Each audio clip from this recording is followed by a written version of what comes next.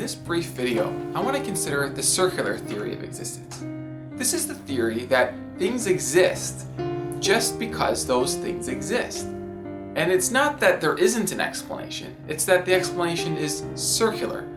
The universe exists because the universe exists, and that's all there is to it. It seems to me that putting aside the debate over whether a circular explanation is a genuine explanation, there's this deeper question that's just not answered by the circular theory. Well, why, for example, is there this universe, this circular chain, rather than a different circular chain, or not at all? Merely citing a circularity of causes or explanations does nothing to explain the existence of that very circle. So for this reason, I'm just not thinking that the circular theory provides the best explanation of existence.